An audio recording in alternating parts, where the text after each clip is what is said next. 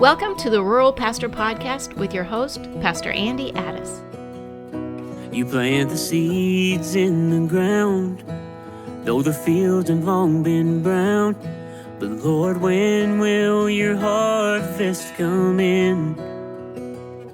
You're giving all you've got to give in the place where you've been sent. But will this labor make much difference in the end? Will no one ever know? Sometimes you feel so all alone. Like the prophet Jeremiah, you may be the one to go to the dying and the broken with a message of hope. To that church on the corner of that forgotten little town, with a room of empty pews where his love can still be found. You may never know of all the seeds you sow, but it just takes one willing soul to make him known. Well, welcome back to another episode of the Rural Pastor Podcast. I am here today with a longtime friend of the podcast, as well as incredible rural specialist. This is Dr. Kyle Bierman. Kyle, tell us a little bit about your role and what you do with NAM. Yeah, so as you mentioned, I work as a rural specialist, which means I'd travel to a whole bunch of places that you've never heard of before, and work with rural churches, pastors, associations, state conventions, and seeking to encourage and equip rural pastors and churches. And you may bring it up, but you're holding in your hands a book that was just released. You got a chapter in this book. Yes. What's the title of that book? So the book is called The God of Small Places, by the Rural Church Institute, edited by Glenn Damon and Jeff Clark from the Rural Church Institute at Wheaton College. Jeff Clark is our counterpart, the rural guy at the International Mission Board. Yep. Yeah. And I was asked to write a chapter on hope for dying and declining churches. Which is going to mean something in just It will, a minute here. yeah. It will. But the bigger news right now is that we are, obviously it sounds a little different than when we're normally in studio. We're on location. We are at the 2026 Associational Mission Strategist Replant Lab in Alpharetta, Georgia. Let's hear it, guys. Live studio audience. There you go. We don't get to do this very often, and yes, we paid them with lunch to clap for us. Absolutely. That's what we did. So what we want to do for the next few minutes as we're recording this episode and hopefully connecting with all those who are interested in what God's doing in rurality is talk about some realities. Now, in the past, our mantra has been to cover the big three. And if you followed us, you knew that we had three things that we've said every church in rurality is going to experience at some level. And that big three is now changing to something that we call the core four. And when we get to that, let me give you the first three. And if you're regular listeners or you're regular or part of what we do, you're going to know we talk about low resources, and that's across the board, not only in the church, but usually in the community. We talk about vocational identity and the bivocational nature of a lot of rural work, and then isolation. And it's just a reality. Yeah. We're gonna run through those again and give some depth to them and some perspective. But then we're adding one, and this is our official. This is now who we are. We're moving from the big three to the core four.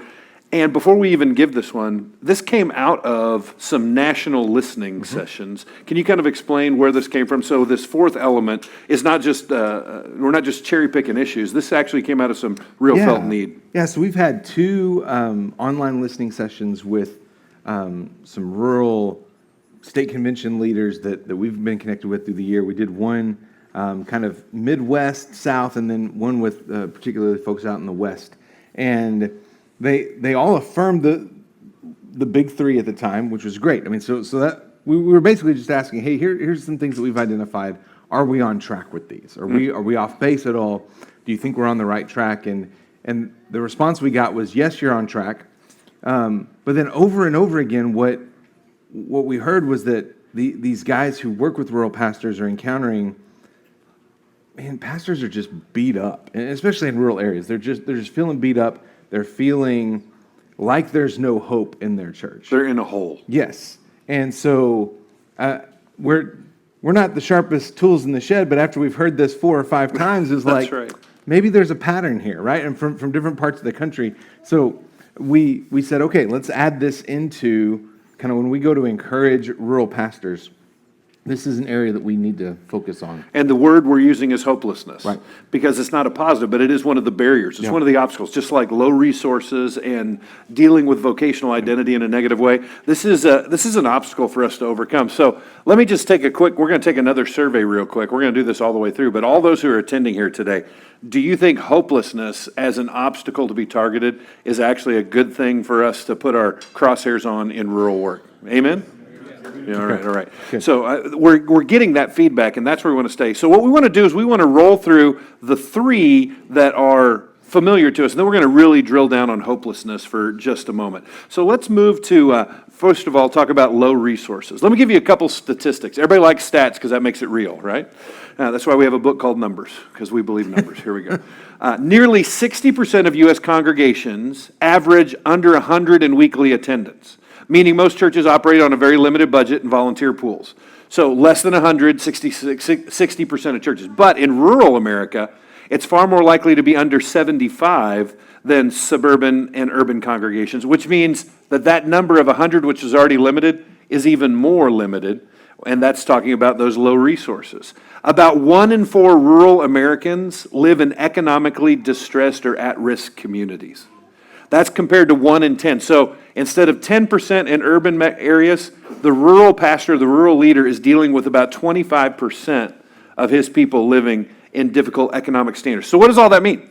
Rural communities have higher poverty rates, fewer health care providers, less access to mental health services, and a shrinking tax base.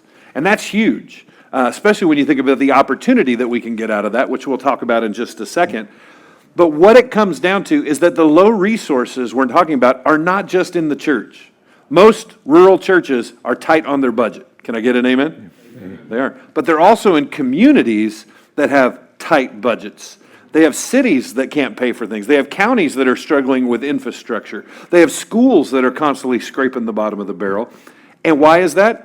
Because the people are usually a low-income people. And there's more of that in rural America. So here's the bottom line.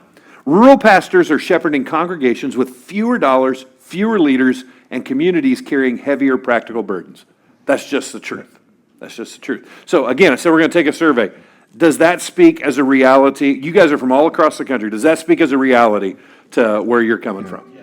Yeah, all right. Yeah. One of the realities is rural areas, small towns, often have the same issues as larger cities, right? Mm-hmm. So you mentioned the poverty level is actually higher. What we're seeing is addiction is just as prevalent in rural communities Amen. As it is in the larger metro areas. Certainly mental health issues are just as prevalent, if not more so, in rural areas. The difference is rural areas don't have access to the same resources that larger cities have. Yeah, right? You can't go across town to get what you right. need. Yeah. Even finding for us in evangelical Christian life, finding a Christian counselor in town for somebody to go see, or within an hour or two, that can be a struggle, right? Yeah. And so for pastors, that means that you're not just the pastor, but in many cases you become the counselor, regardless of what kind of counseling training you have officially, right? That you are what exists in that community. And so all the same issues that large cities face, not the same resources to address those. So you have the same questions, you just don't have the same answers. Yes, that's exactly right. So it is a challenge, no doubt. That's why the bottom line is just the truth. This is a heavier practical burden for the rural pastor. But what do we do? Let's not leave it at just a question. What are some answers? Now, obviously, we can't throw money at everything and fix it. Even if we could, if you threw a ton of money at a rural church, you might just crater that church, right? There need to be answers bigger than just cash and resources. So here's a couple of things. What about faith budgets and leveraging what you have? Let's talk about these real quick. A faith budget is just a spiritual way of saying, do stupid stuff for Jesus. Do y'all remember those days? When you would be out on the edge and risk taking? My first foray into ministry, I got saved my senior year of high school where I got really turned on to the Lord. I went to college at a secular school and I just knew I was supposed to lead people to the Lord. And so what I decided to do was lead college Bible studies. Now, I have never even read through the whole Bible, but my thought is if I stay a week ahead of them, I can do a Bible study. Yeah. That'll be it. Yeah. And so I went to the Christian bookstore when I went to a big city, and they had a commentary on Ephesians. I said, that sounds easy. And so I bought a commentary on Ephesians, and we started the Bible study. Had 5 guys the first week, second week 15. It grew to 45 guys, and then we decided we'd probably start doing another one. And we had we're doing multi-site services right out of that dorm room. We had 2 days, Tuesdays and Thursday Bible studies, capacity 30, 40 people every night. They kicked us out. Made us move across the street to where a church would let us use their facility. And then we got really creative. Let's bring all the Bible studies together, and we'll call it something creative, a large group meeting. That's what we called it. I played guitar, which I'd been playing for like 6 months until we got some guys who knew how to do that. And we grew. And over 4 years, we ended up seeing more than 1,000 students come through that program. When Kathy and I were leaving, my wife and I, when we were leaving, we said, hey, this is InterVarsity Christian Fellowship. We set up another Bible study called Christian Challenge, which is the Baptist student ministry, and got a leader for it before we left. She's still there 30 years later, and I got to preach there 2 weeks ago to 250 students. Wow, I mean, now, why am I telling you all this? Do you know what our budget was? $0. And do you know what our training was? Worse than none. There is something to just be said that if you want to take that flyer and take that risk, in rural ministry, you're like, we don't have all the cash, but we do have all the heart. Yeah. And Mark Clifton has said it 1,000 times. He said, if you think you don't have what you need, you've forgotten that you've got Jesus. Yeah, that's right. And you got Jesus, you got everything. Any comments on that? I'm sorry. No, I think that's right. I mean, in rural areas, I love the idea of a faith budget, right? Not letting money be a hindrance. That what a lack of resources causes you to do is get really creative in what you do. Yeah. And in a rural area, you have the ability to, sometimes in rural communities, like if you just do something, people are going to show up to it because there's nothing else to do, right? And parents are happy to send their kids and teenagers to the thing at the church because at least they know where they are and they know they're probably not going to get into trouble at that thing, right? And so the bar for like success is much lower there than in some larger rural and urban and suburban areas. So, and you take that mentality into leveraging what you got. Most churches have a building, and it's not probably the greatest building in the world, but they have a building and they're proud of it. Yep. How about leveraging what you've got? Do you realize if you have a building in a community that has a distressed main street and no other resources, that you have a place to do baby showers for single moms? Yeah. And that you have a place for PTA groups to meet? Yeah. And that you have a volunteer crew to hand out water bottles at the city events? Yeah. It's not about what you don't have, it's about what you do have. And leaning into that and saying, even though we have low resources, we do have what God's given us, and that's going to be enough. Can I get an amen? That's good. In the house? Good. Second, vocational identity. Approximately 30 to 35% of pastors nationwide are bivocational, but in rural context, it climbs to more than 50%. So bivo is actually almost double. 30 to 50 is almost double in preacher terms, isn't that right? It's getting close. It's almost double in the rural context. You say, is that a problem? Well, it shouldn't be, except that bivocational pastors feel less legitimate than full-time peers. They have guilt for divided attention. They have pressure from congregations that still expect full-time ministry and availability. And 1 in 3 bivocational pastors, listen to this, they say they're regularly questioning their calling because of the financial strain and workload. Not just, can we do this, or am I in the right spot? They're even asking, did I even hear God correctly? Yeah. Is this where I'm supposed to be? Now, we, and the rural part of the Replant team here, we think bivocational pastors, to quote H.R. Ironsides from back in the day, are the workhorse of the Southern Baptist Convention. Yep. And to say that they are less legitimate is just biblically untrue. That's right. It's not. Yet, here's the bottom line. Bivocational ministry isn't just about time management. It creates deep identity tension around calling, value, and effectiveness. Yep. And if this is one of the big obstacles, then we're going to need to approach what it means to celebrate and to enhance bivocation, because I don't think we're going to see a rash of full-time pastors in rural America. Yeah. I think we're going to have to learn to deal with what this is, but not just deal with it. I think there's a way to celebrate. Who wrote 70% of the New Testament? The Apostle Paul. And he was known not just for being an apostle, he was also a what? He was a tent maker. He's a bivo, right? He was also a multi-site pastor because he wrote to multiple churches. I'm just saying, I don't care. That is an interpretation. So we want to celebrate this. And so what do we do? Kyle, let me just throw these out here. I think we need to celebrate bivo. We need to create resources and opportunities for bivo. And we need to adjust for bivo. So when I say celebrate, most of the time we say, oh, you're bivo. How long? Do you have a plan?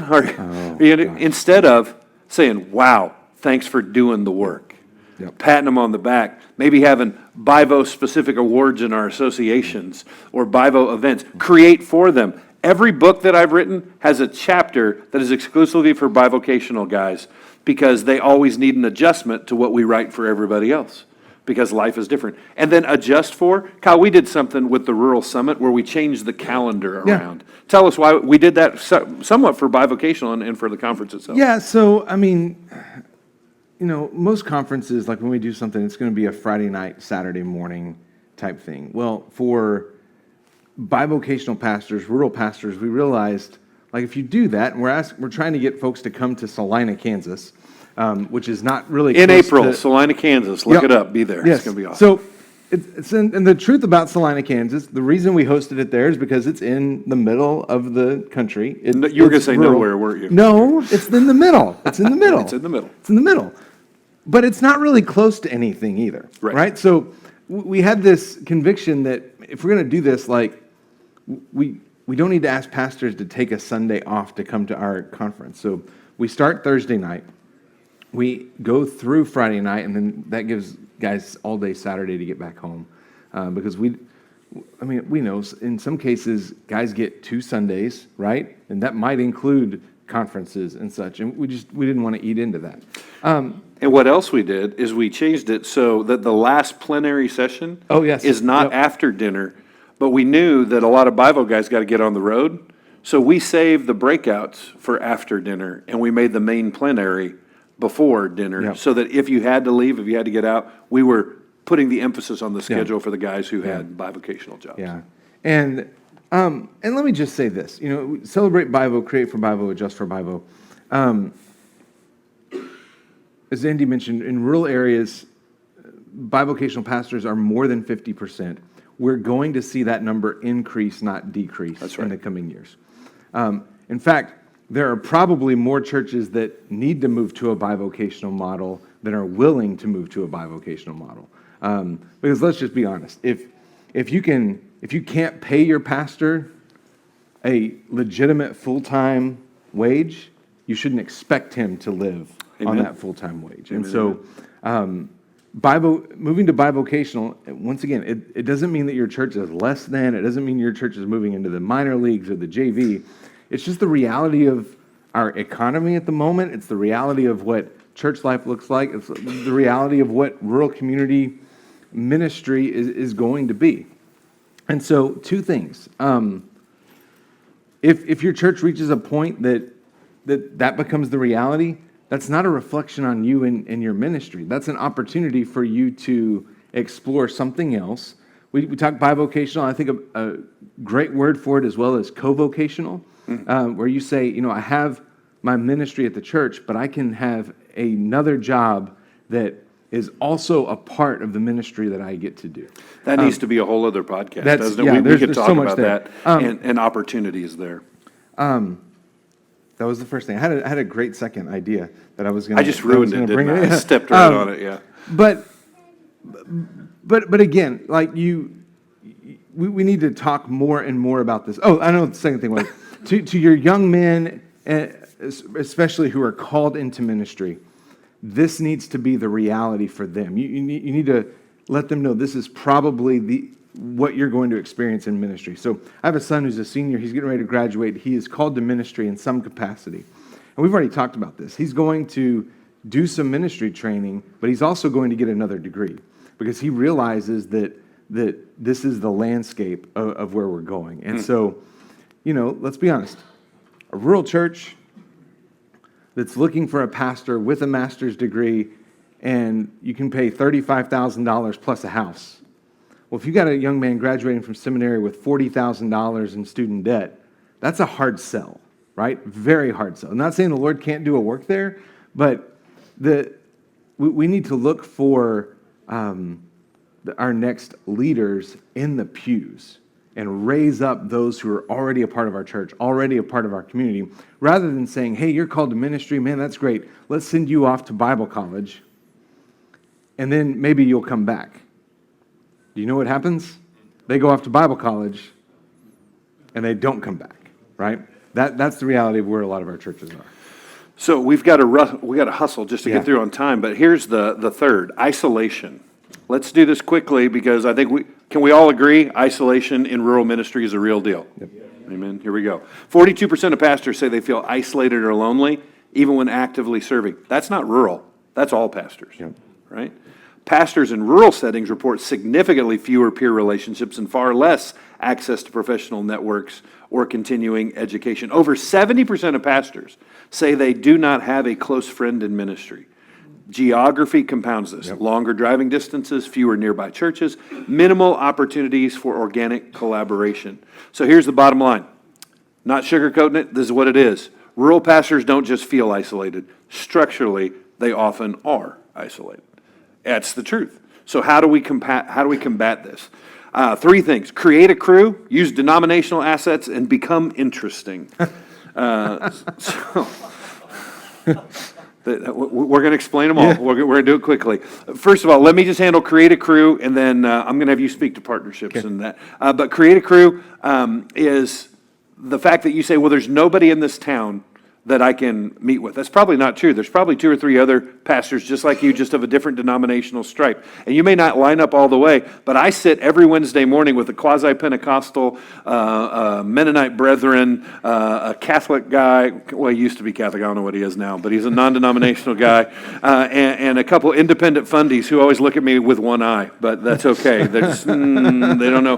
But we're great friends, and we have incredible community. And my wife tells me every Wednesday morning when I get to go have coffee with them, she goes, "You going to go play with the boys today?" I go, "Yes, I am." So creating a crew is not only advantageous, it's more than a possibility in any location that you're at. But when we say use denominational assets, we've got a lot of those right here. What are we talking about? Yeah, so you received a book called Radical Collaboration, right, to help you think through creating this crew and developing partnerships. We've developed some free material called a Rural Pastor Cohort that is designed for you and 2, 3, 4, 5 others to get together on a regular basis and talk through some of these issues, whether that's in person, which is preferable, or online. If distance just doesn't make getting together in person practical, you can do that as well. We are here to help. That's one of the reasons our team exists. We want to cut down on this isolation. And so we want to help give you some ideas, think through some strategies for you to be able to create your crew.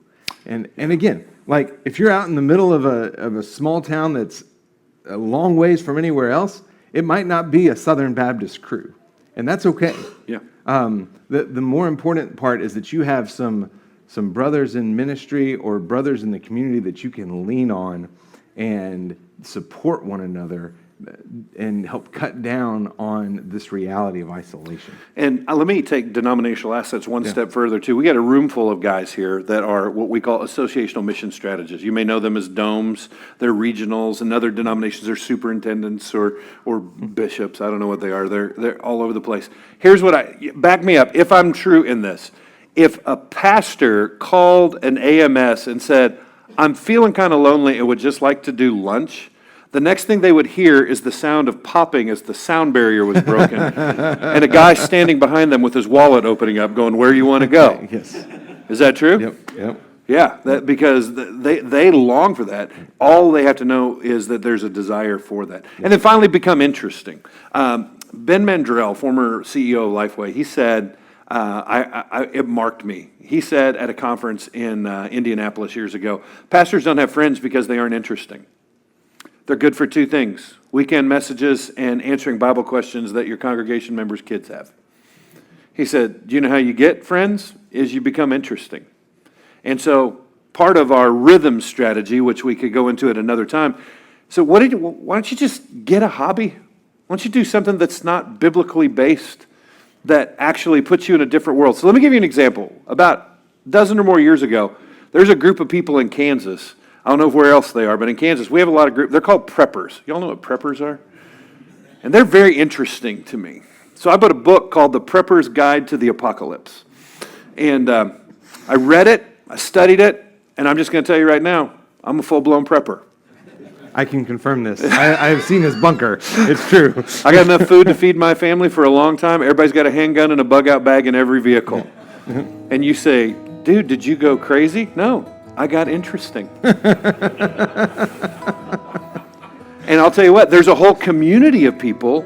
I preach different, I relate different, and now I have a group of friends who I can't disclose when they meet or what their names are because they're preppers. But I got this whole group of people. It's a community. It's been the same. I got a motorcycle license, a whole new group of people. I got a metal detector, a whole group of nerdy people. But become interesting. And so part of what you can do is get out of the church bubble and find. And let me tell you, one of the simplest ways you can do this is to just read. But it just takes Fiction, nonfiction, like if you're Thank reading you for a weird joining book, us on the Rural carry it Pastor with you. Podcast. Special And thanks to Chosen so, Road for my our wife and I, incredible theme music years and to ago, 180 found this, Digital for their book corporate by this, sponsorship and making forensic, all the technical things possible. scientist, Rural Church Leader, and the book we is want called to remind Stiff. you that your And work it's is about important, that you what are happens to important, and cadavers that you when- are not when folks alone. donate See you their again bodies to soon for science. another edition of the Rural Pastor Fascinating. Podcast. I'll tell you what, you No, you got crazy. carry around a book called Stiff, like The Curious Lives of Human Cadavers, and you get some looks. And you read that on an airplane, and somebody goes, tell me about that book. I would love to. You're interested in donating your body to science? They could line you up and shoot you. Like that's right? You're not boring all of a sudden, right? And listen, here's the other thing that you're going to find. This will improve your preaching, right? Like you read widely, you read some weird stuff. You're going to find weird sermon illustrations that you throw something out there and your folks are going to go, say, what? That's right. But you're interesting. You And do that'll become create interesting. some follow-up And conversation. interesting means they may keep you at arm's length for a while, but a few other weirdos are going to wrap their arms around you. It's going to be all right. All right, last one, guys, and it's the new part of our core 4, hopelessness. 38% of pastors have seriously considered leaving ministry in the past year. Now, I believe pastors lie on surveys, not to themselves, but they don't want to dishonor the Holy Spirit, so they wouldn't say what they're really feeling. I bet that number's actually higher. Yeah. Among rural pastors, the top reasons cited are feeling ineffective, lack of visible fruit, chronic fatigue, and financial pressure. Does this sound like rural ministry? Lifeway found that only 1 in 5 pastors, listen to this, Lifeway found that only 1 in 5 pastors strongly believes their church is thriving. That's 20%. 80% don't believe their church is thriving. Add to that plateaued declining attendance, aging congregations, facility maintenance without resources. What deferred maintenance means, we just can't afford it. And that hope slowly erodes. That's where hopelessness comes from. And this is just a reality. So let me give you a bottom line here, and I want to see if it identifies with you as well. Many rural pastors aren't quitting because they don't love Jesus. They're exhausted from carrying vision without momentum. Does that make sense? They're just beat up and worn out because they're not seeing what they thought they would see. Kyle, you have a lot of relationships, a lot of guys. Do you see this? Yeah. One thing about pastors is I think we want to be hopeful people, right? We see and understand the power of the gospel. Yeah. We can see a vision of what God wants to do in our communities. But man, when you see what that possibility is, and year after year after year, there's absolutely no movement towards that. There's no momentum. All you encounter is apathy and opposition. That will kill a vision and enthusiasm really quick, right? And so, I mean, so many times I have a conversation with pastors and, just ask them questions. Well, have you tried this? Yes, we tried that and it didn't work. We tried this and nobody showed up. And folks say they want to reach our community, so we'll schedule something and then they don't show up to it. And guys just get beat down to the point that in many cases, they end up not caring. That's and right. so it's just, you know what, I'm I'll show up on Sunday morning and I'll preach, and I will be these folks' chaplain because that's what they want. They don't want a pastor. They just want somebody to preach to them and to bury them. And they're no longer thriving. Now they're Yep. just surviving. Yeah. So we feel there's some ways out of this. And the number one way is healthy leaders. Yep. Did you know you can be a healthy, happy, whole leader in a church that's not just busting at the seams? Did you know you could do that? That it's not about your success in ministry, whatever that actually means.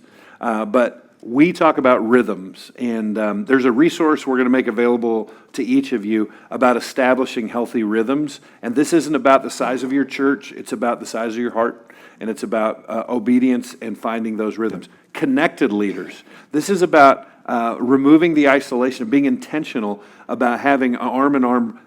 Christianity and ministry especially, it is a team sport. It just is. Yep. It's a team sport, and we need to be part of that. And when I say devoted leaders, here's the last one. This is not about being devoted to your church. This is about having a devotional life. This is about having a joy in your heart because of your relationship to Jesus. Have you ever done the ministry or the marriage counseling thing where you say, husband's here, wife's here, you try and get them together, they're like opposing magnets. They're never going to do it. But if you can get both of them to draw towards Jesus, then they are going to be drawn together.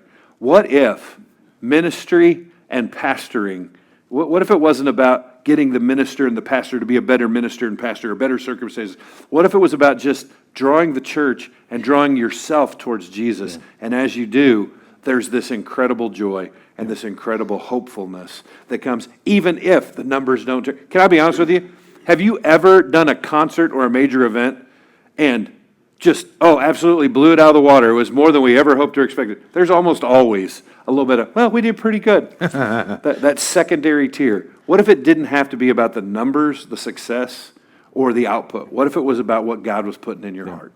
And that's where that hope has to come from in a hopeless kind of world. And one caveat I would say here. So if you are this kind of leader, if you're a healthy leader, you're connected, you're devoted, this does not guarantee that your church will automatically become healthy, all right? But if you are not a healthy leader, I can guarantee that your church will not become healthy, right? So you can be the best leader that's ever been, and there may still be some factors at work in your church that just keep that church from being united, being gospel-centered. Like there's a lot of forces at play there. But if this piece is missing, I guarantee your church will not get to that point. Amen and amen. Guys, it's been a real pleasure to be with you, and we hope that you've gleaned something from this. We're going to leave the podcast here and return to the lunch that we had going in this place and shaking some hands. But one more time, from all the AMS leaders that are here at the Replant Lab here in Alpharetta in what month is this? February of 2026. Yeah. Can we just hear it one more time? Give all these pastors a warm encouragement, would you? All right, we love you guys. Have a great time, and we'll see you next time on another episode of the Rural Pastor Podcast.